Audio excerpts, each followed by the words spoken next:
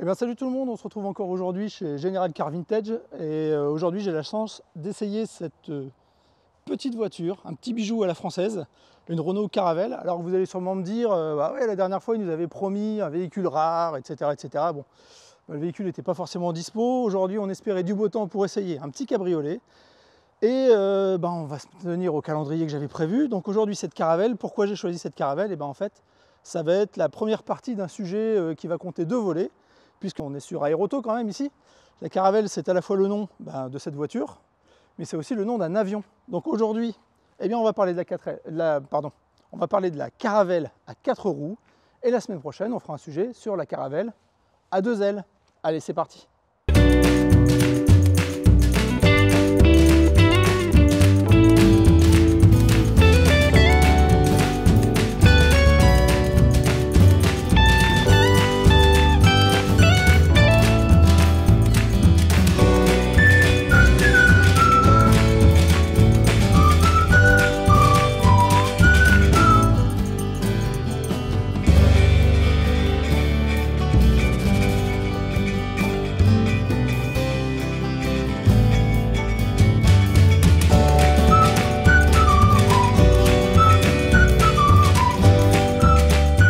Pour parler du sujet qui nous intéresse, on ne va pas s'attarder sur faire un historique complet de la voiture, à faire un comparatif entre les différentes versions, etc. etc.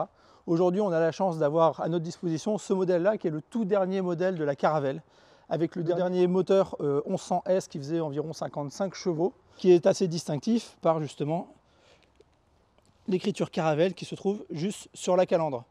Alors que sur l'ancien modèle, le modèle précédent, qui se trouve derrière moi, en version hardtop, eh bien on retrouve le logo Caravelle qui est inscrit sur l'aile. Alors moi, ce qui me plaît avec ces voitures d'époque, bien sûr, c'est la ligne. Ici, aujourd'hui, c'est des voitures qu'on ne fait plus, que je trouve magnifiques, qui sont pleines de petits détails, avec ces petites bandes de chrome qu'on retrouve sur tout le long de la voiture. Le logo ici, de la régie Renault qui se retrouvait à l'époque. Et tout un tas de petits détails à l'intérieur qu'on pourra revoir tout à l'heure. Alors cette Caravelle, elle a une histoire un petit peu compliquée au début, puisque en fait à l'époque, dans les années 60, Renault voulait s'implanter aux États-Unis. Pour commencer à s'implanter, eh bien, ils ont commencé par importer des Dauphines. Sauf que les Dauphines, aux États-Unis, à la fin des années 50, ça ne se vendait pas très bien. Alors les concessionnaires qui étaient sur place, pour essayer de plaire un petit peu plus à une nouvelle clientèle, ont réclamé à Renault un petit roadster, à l'image de ce qui se faisait déjà avec les petites anglaises de l'époque ou avec Volkswagen qui avait sorti la Renault Karmann. La Volkswagen Karmann. Décidément, je parle de Renault aujourd'hui, je mets du Renault partout. Bref. Et donc, après une gestation un petit peu compliquée, puisque l'origine du design avait été confiée à Ghia, mais comme Ghia était en exclusivité avec Volkswagen pour la Karmann, et ben du coup, il avait redonné ça à Frua qui avait sorti un modèle GT contre l'avis de Renault, sans prévenir Renault. Donc Renault, du coup, s'était un petit peu fâché et avait repris le design de la voiture à son compte pour finalement sortir la Renault donc Caravelle pour les États-Unis et qui portait le nom de Floride pour l'Europe. Pourquoi est-ce qu'ils avaient choisi ce nom de Caravelle? Eh bien tout simplement pour faire référence à l'avion, le premier avion à réaction français qui a également essayé de s'implanter sur le marché américain. Et donc c'était un signe de haute technologie et de distinction à la française. Donc le signe Caravelle, c'était un exemple de modernité qu'on voulait imposer aux États-Unis et montrer le savoir-faire français en matière de haute technologie.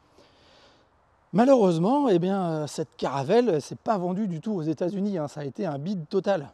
Donc du coup, ce qui s'est passé, c'est que Renault a décidé de ramener ces modèles américains et de les faire revenir vers la France, où elle s'est finalement assez bien vendue, puisqu'il s'en est vendu plus de 117 000 exemplaires au total. Alors on va faire un petit peu le tour de la bête. Faut savoir que ce modèle-là, c'est le tout dernier modèle qui est sorti, avec donc le moteur 1100S avec carbu double corps à l'arrière, qui développait environ 55 chevaux.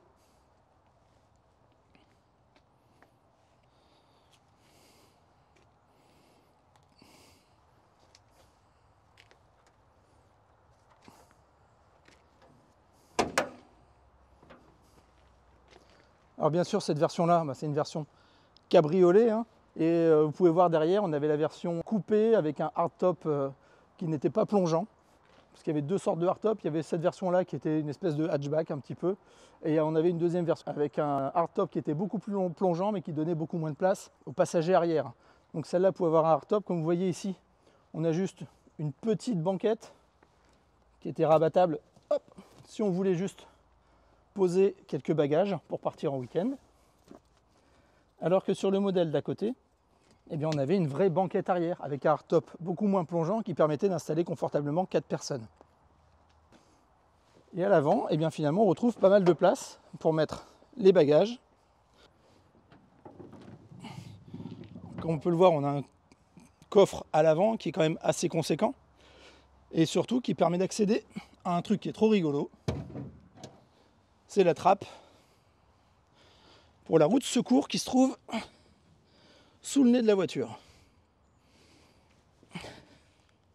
Alors il faut faire attention quand on referme ça, de bien le refermer parce que si ça tombe à l'avant, ça se retrouve à passer sous la voiture et c'est pas terrible, le propriétaire après sera pas très content.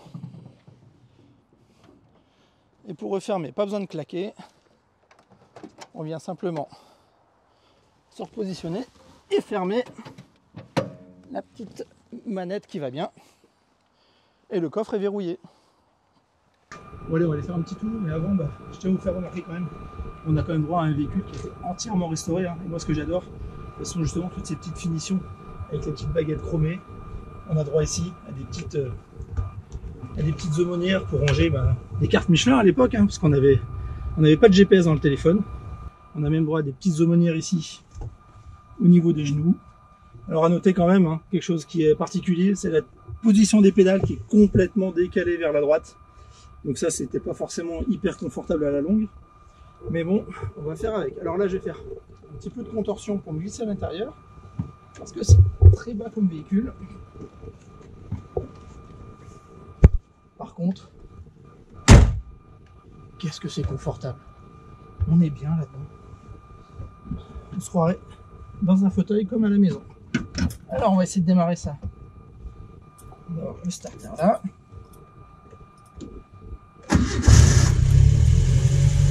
Ça démarre tout seul, une merveille.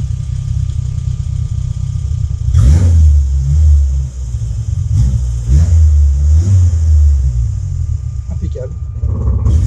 Presque impeccable. Allez.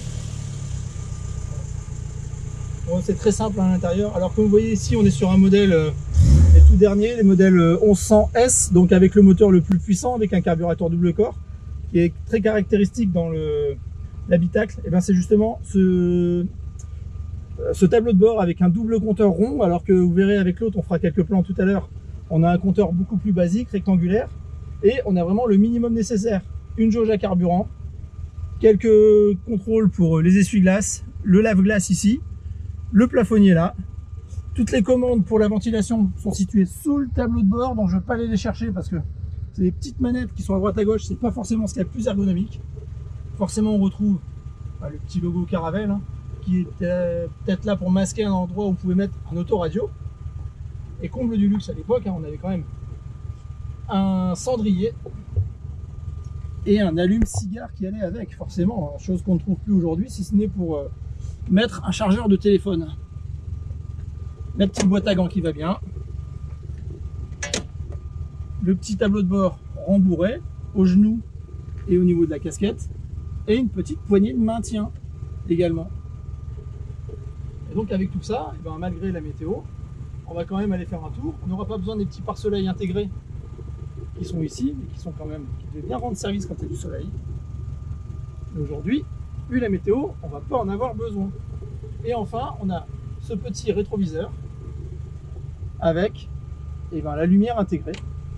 Le plafonnier, il n'est pas dans le plafond, le plafonnier, il est dans le rétroviseur ici. Et puis bien sûr, ce qu'on trouvait partout avant, une horloge qui marque pas la bonne heure, mais c'est pas grave. Allez, on embarque et on va aller faire un tour. Bon allez, on profite d'un petit point de vue quand même sympathique sur la région, la Grange de Médé, on en profite, on fait un petit peu de tourisme. Et puis on va aller faire un petit tour dans cette voiture. Alors déjà, on peut remarquer, c'est la position de conduite qui est très basse, qui est quand même très confortable, mais avec les pieds légèrement décalés vers la droite, ce qui fait que j'ai un peu le genou qui tape dans le levier de vitesse, qui est tout sauf précis, hein. Donc on va quand même réussir à y aller. Allez, on va aller voir un peu ce que ça donne sur la route. Et ça démarre tout seul. Non, ça démarre pas tout seul. Alors j'adore ce bruit, hein, parce que ce moteur, c'est le moteur 1100, c'est le Cléon fonte, qu'on retrouvera également après sur la Renault 5, etc., qui a un bruit caractéristique. Moi, ça me renvoie carrément dans mes jeunes années, quand on se baladait encore dans des Renault 5, à une époque où on pouvait encore reconnaître les voitures rien qu'à leur bruit, hein. En les entendant arriver, on pouvait dire tiens, ça c'est une Renault, ça c'est une Citroën, ça c'est une Peugeot, rien qu'à la texture du son. On arrivait encore à se repérer comme ça. Aujourd'hui, tout est tellement lissé que on les entend même plus arriver, les voitures, on ne peut plus les reconnaître. Puis, de toute façon, dans les grands groupes, elles ont toutes le même moteur. Alors cette Caravelle, c'est quand même assez particulier à conduire, hein, parce que au niveau ergonomie, j'ai quand même le coude qui tape là, donc conduire le coude à la portière, c'est pas l'idéal. Les freins, il faut être très prévoyant, bien qu'elle soit équipée de 4 freins à disque. J'ai quand même l'impression qu'elle freine moins bien que la Renault 3 que j'ai essayé la dernière fois. Bon, par contre, on a l'avantage d'avoir quand même une boîte 4 synchronisée cette fois-ci.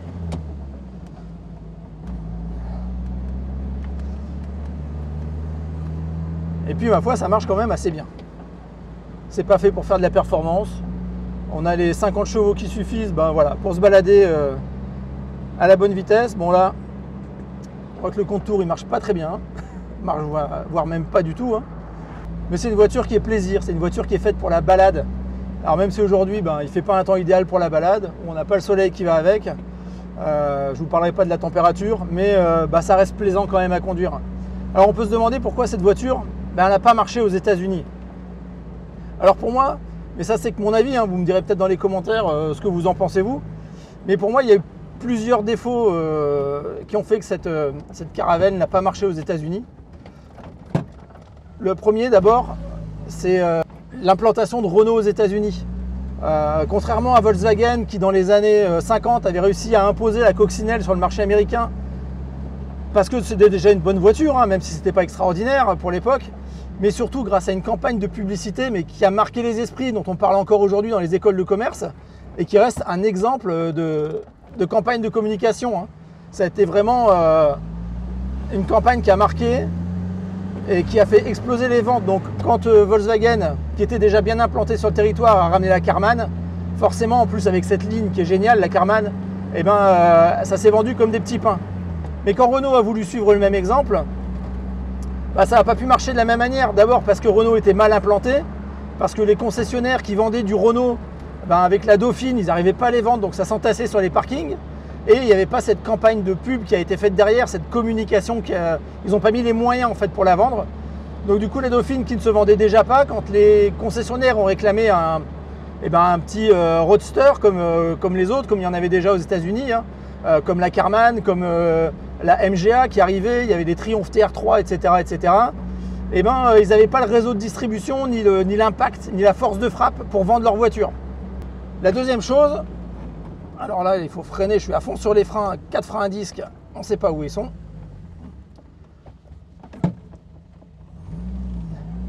Donc la deuxième chose, je disais, hein, en fait, c'est sûrement aussi ce moteur. Il faut savoir que les premiers modèles étaient équipés d'un moteur 850 cm3 qui faisait 36 chevaux, quoi. Et 36 chevaux, quand on arrive au pays du V8 américain, où on avait des Corvette C1, où les Anglais arrivaient avec des petits roadsters qui faisaient pas loin de 100 chevaux, et puis une Karmann qui battait un peu tous les records et qui était hyper bien implantée et hyper bien vendue, et bien forcément quand on n'a pas les arguments pour se battre, et ben ça complique tout de suite les choses. Donc deuxième argument pour moi qui a fait que ça n'a pas marché, c'est la faiblesse du moteur justement, qui était vraiment trop court pour rivaliser avec ses concurrentes de l'époque, hein. Même si à ce moment-là on pouvait dire oui c'était une voiture économique, etc., etc. Même si elle était faite pour cruiser tranquillement, elle n'était pas dans l'esprit américain, on va dire. Elle n'était vraiment pas faite pour aller se battre là-bas à la concurrence. Cette voiture-là, c'est un peu le petit cruiser de papy qui veut aller se balader au bord de mer.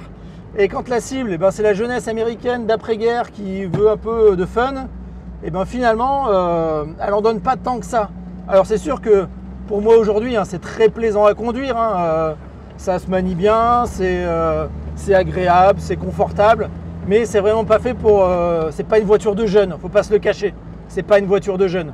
C'est pas non plus ce qui se fait de plus précis, c'est joli, c'est bien fini, ça a l'air d'être durable, etc. etc.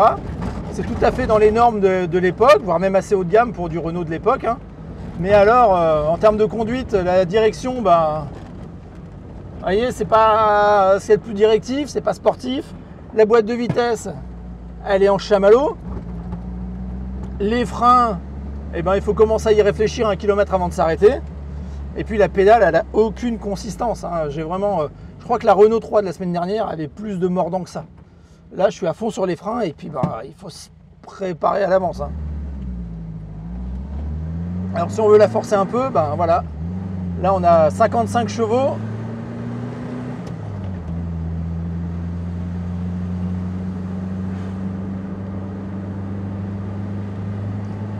On est en côte, ça marche quand même pas mal. Hein. Faut dire ce qui est. Bon, c'est pas un foudre de guerre, mais c'est une voiture qui est légère, qui est agréable. Donc son petit moteur, on sent, et ben ça suffit, mais faut pas en attendre des performances incroyables non plus. Hein. Mais en fait, l'esprit de la voiture, il n'est pas là. C'est pour ça qu'elle a bien marché en Europe, je pense, aujourd'hui. Parce que ben voilà, c'était une voiture purement européenne. Elle a été faite pour les petites routes, pour aller se balader à la campagne, au bord de mer. C'est pas une voiture qui est faite pour cruiser sur les grandes lignes droites à l'américaine. Hein. C'est vraiment une voiture voilà, qu'on prend le week-end pour aller faire la petite balade. On a de quoi mettre des bagages derrière si on veut, dans le coffre à l'avant. On peut partir à 4 si on a pris une version, on va dire 4 places, plus confortable que celle-là, avec juste une petite banquette à l'arrière. Et elle était vraiment plus dans l'esprit européen, avec son petit moteur économique. Justement, ce qui ne coûtait pas très cher, c'était, faut comparer à l'époque, hein, c'était une des voitures les moins chères de sa catégorie. Hein, donc c'est pour ça aussi qu'elle s'est bien vendue en Europe. 117 000 exemplaires pour un véhicule qui a été commercialisé, oui, pendant 10 ans. Mais pour une voiture de cette catégorie-là, dans les années 60, ben c'était déjà des bons chiffres. Et il faut savoir qu'aujourd'hui, un véhicule comme celui-là, ben, elles sont devenues assez recherchées quand même. Elles ont une cote qui est en train de grimper en flèche quasiment, hein, parce qu'un modèle comme celui qu'on a aujourd'hui, qui est en très bon état, avec un niveau moteur qui a été refait, l'intérieur entièrement refait également, avec des garnitures en cuir, etc. etc. Un modèle bien fini comme ça se négocie entre 20 et 25 000 euros aujourd'hui, hein, faut y penser. Hein. Et je pense que c'est des véhicules qui vont continuer à monter. Ah, puis on peut dire ce qu'on veut, mais avec ce petit volant un peu sportif qui était alors c'est un volant Renault, hein, qui était proposé en option avec cette finition métallique brossée qui est très jolie, avec ce petit volant assez fin quand même à tenir en main, hein, mais qui donne un bon levier quand même, et puis qui rend la voiture assez facile à conduire, même si, comme je l'ai dit, il y a un peu de mou dans la direction.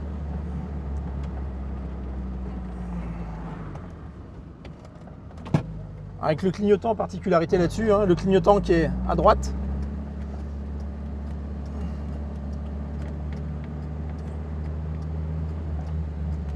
Et on va y aller doucement parce que c'est des voitures qui étaient réputées pour avoir le cul qui veut passer devant avec son moteur en porte-à-faux arrière. Il faut savoir que la répartition des masses, elle n'était pas non plus idéale. Hein. Ça avait un peu la réputation de ne pas tellement tenir la route, surtout pour ceux qui essayaient de la conduire un peu violemment.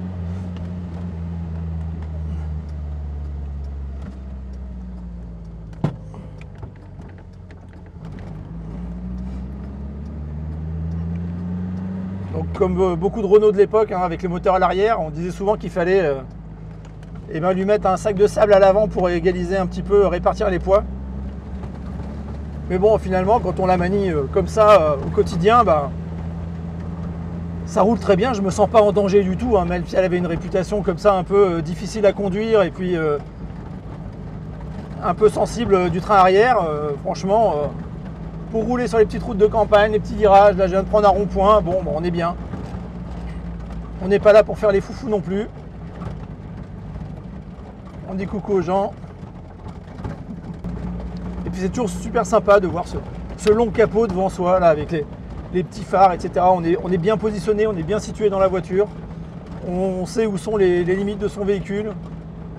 Et puis on n'a pas envie de lui taper dedans, quoi. Voilà, on profite, on se balade.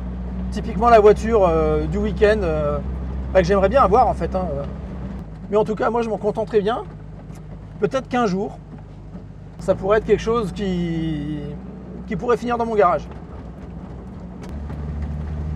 Et puis on va rentrer tranquillement. Bon bah voilà, j'espère que la petite balade vous a plu. Comme je vous ai dit aujourd'hui, le but c'était pas de faire l'historique complet de la voiture, de parler de toutes les caractéristiques, de toutes les différentes versions. Vous savez que sur ma chaîne, moi c'est pas ce qui me plaît le plus de donner des chiffres, etc. etc.